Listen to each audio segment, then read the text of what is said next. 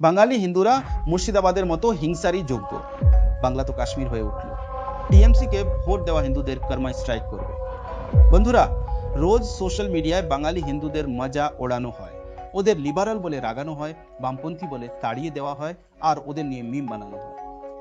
কিন্তু আমি যদি বলি যে ইউপির হিন্দুদের বাঙালি হিন্দুদের থেকে শেখা উচিত, তখন যদি বলি বিহারের লিখনা চাইয়ে, উত্তরাখণ্ডের, হরিয়ানার, দিল্লির, রাজস্থানের, মধ্যপ্রদেশের, কর্ণাটকের আর সারা দেশের হিন্দুদের বাঙালি হিন্দুদের থেকে শেখা উচিত, তখন আপনারা বলবেন বাঙালি হিন্দুদের থেকে কি শিখবো? শিখুন। আপনারা বলবেন বাংলার মানুষ প্রথমে লেফটের সরকার এনেছিল, 34 বছর লেফট শাসন করেছে, তারপর থেকে টানা 15 বছর সেখানে টিএমসির সরকার আছে। উন্নয়নের ক্ষেত্রে বাংলা পিছিয়ে যাচ্ছে, বাংলাদেশি অনুপ্রবেশ হচ্ছে, ডেমোগ্রাফি বদলাচ্ছে। তাহলে আমরা বাংলার হিন্দুদের থেকে কি শিখব? বন্ধুরা, বাংলার হিন্দুদের থেকে হিন্দু হওয়া শিখতে হবে।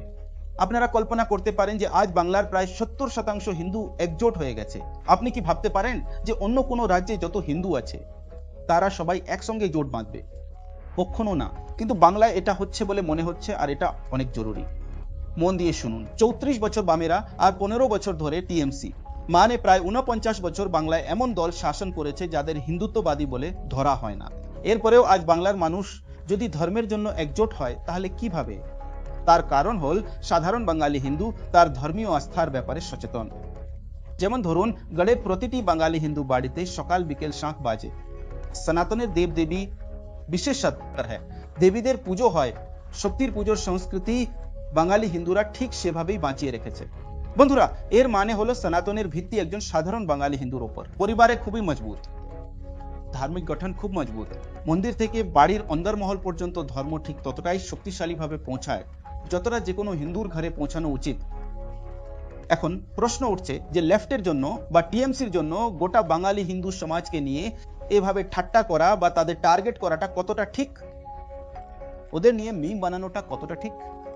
আর দল বেছে নেওয়ার ব্যাপারে অনেক ফ্যাক্টর কাজ করে, যার মধ্যে একটা বড় ফ্যাক্টর হলো বিকল্পের অভাব। নিরপেক্ষভাবে বিচার করে বলুন যে 1977 থেকে 2011 অবধি বাংলায় লেফট ছিল। বাংলায় কি বিজেপি ছিল? ছিল না। এরপর মমতা ব্যানার্জি এলেন, তখন কি বিজেপি ছিল? এত শক্তিশালীভাবে ছিল না। বিজেপি 2014 পর বাংলায় আসল অর্থে শক্তিশালীভাবে কাজ করতে শুরু করে, তাই তার ফলও দেখা যাচ্ছে।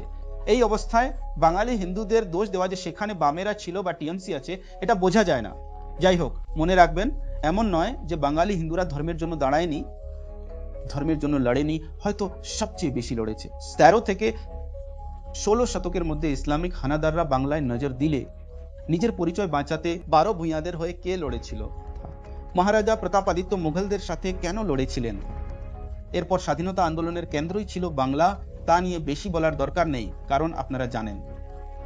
মনে রাখবেন, স্বাধীনতার সাথে হিন্দু হওয়ায় বাঙালিদের উপর হামলা হলে তারা সেই একই সংঘর্ষ করেছিল, ওখানেই লড়েছে, পালায়নি, জমি ছাড়েনি। ছেড়ে দিলে কি পশ্চিমবঙ্গ আজ আমাদের হতো? ভাবুন কত চেষ্টা হয়েছিল। 1946-এ ডাইরেক্ট অ্যাকশন ডে হয়, হিন্দুদের, বাঙালি হিন্দুদের উপর বেছে বেছে হামলা হয়, দ্য গ্রেট ক্যালকাটা কিলিংস। হলে সেই বাঙালি হিন্দুদের মধ্যে থেকে গোপাল পাঁঠা সামনে এসে লড়েন। তারপর নোয়াখালীতে হিন্দুদের উপর হামলা হয়, তখনও হিন্দুরা লড়েছিল। এর আগে ইংরেজ ও ঢাকার নবাব সলিমুল্লাহ মিলে হিন্দুদের উপর হামলার জন্য লাল ইশতেহার জারি করে। ছাড় ছিল যে যাও হিন্দুদের মারো, কোনো ব্যবস্থা হবে না। বাঙালি হিন্দুরা এই সমস্ত লড়াই লড়েছে, কিন্তু পালায়নি, আর না নিজের ধর্মের সাথে কোনো স্তরে আপোষ করেছে। ধর্মান্তরিত হওয়ার কথা ছাড়ুন, স্বাধীনতার পর থেকে আজ পর্যন্ত ওখানে কংগ্রেস, বামফ্রন্ট, টিএমসি শাসন, তবুও বাঙালি হিন্দু আজও সকাল সন্ধ্যা শাঁখ বাজায়, আজও শক্তির পূজা করে। তো বন্ধুরা, রাজনীতিকে পাশে রাখলে দেখবেন বাঙালি হিন্দু নিজের ধর্মের সাথে এতটাই গভীরভাবে যুক্ত যা আপনি কল্পনাও করতে পারবেন না। আচ্ছা, একটা সোজা প্রশ্নের উত্তর দিন। বলুন তো, রানী রাসমণি কে ছিলেন? হয়তো আপনাদের অনেকেই জানেন, কিন্তু বন্ধুরা, সাধারণ ভারতীয়রা জানেন না। রানী রাসমণির হিন্দু ধর্ম ও সমাজের জন্য অবদান অহল্যাবাই হোলকারের মতো। কলকাতার বিখ্যাত দক্ষিণেশ্বর কালী মন্দির নির্মাণ সহ তিনি ধর্মের জন্য অনেক কাজ করেছেন। ঘাট, মন্দির, ধর্মশালা, ধার্মিক কাঠামো বানিয়েছেন, আর গঙ্গায় নৌকো চালানোর উপর ইংরেজরা ট্যাক্স লাগালে তার বিরুদ্ধেও লড়েছেন। কিন্তু বাংলার সরকার কখনো রানী রাসমণিকে জাতীয় স্তরে নেওয়ার চেষ্টা করেনি। এর মানে এটা নয় যে বাঙালি হিন্দুরা ধর্মের জন্য লড়ে না। এছাড়াও রামকৃষ্ণ মিশন, ভারত সেবাশ্রম সংঘ, এরকম অনেক সংস্থা হিন্দুদের সংস্থা ওখানে নিরন্তর কাজ করছে। স্বামী বিবেকানন্দের মতো মহান তপস্বী সেই মাটিতেই জন্মেছিলেন। এছাড়াও এমন শত শত ব্যক্তি, শত শত সংস্থা আছে যারা নিরন্তর হিন্দু স্বার্থে, হিন্দু ধর্মের জন্য ওখানে কাজ করছে। এর অর্থ হলো সনাতনের মূল বাংলা থেকে হারিয়ে যায়নি, বাঙালি হিন্দুরা তা হতে দেয়নি।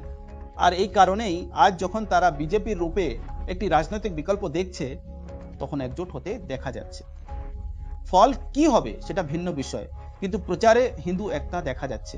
নইলে আপনি বলুন যে আর কোন রাজ্যে পুরো হিন্দু সমাজ একজোট হয়েছে?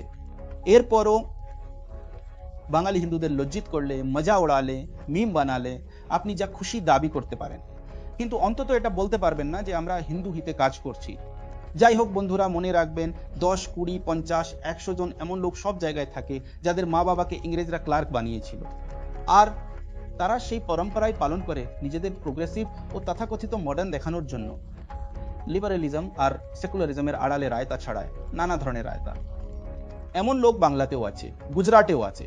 তাই তাদের ভিত্তিতে সাধারণ বাঙালি হিন্দুর ছবি বানানো উচিত নয়, না তাদের নিয়ে মজা ওড়ানো উচিত। বরং সাধারণ বাঙালি হিন্দুর থেকে অন্য রাজ্যের হিন্দুদের শেখা উচিত, দেশের হিন্দুদের শেখা উচিত যে যখন কথা ধর্মের উপর আসে তখন জাতিভেদ ভুলে সবাইকে একজোট হওয়া উচিত। তাই ভিডিওর শুরুতে বলেছিলাম, অন্য রাজ্যের হিন্দুদের বাঙালি হিন্দুদের থেকে শেখা উচিত। বাঙালি হিন্দুদের নিয়ে আপনার কি বলার আছে কমেন্টে অবশ্যই জানান।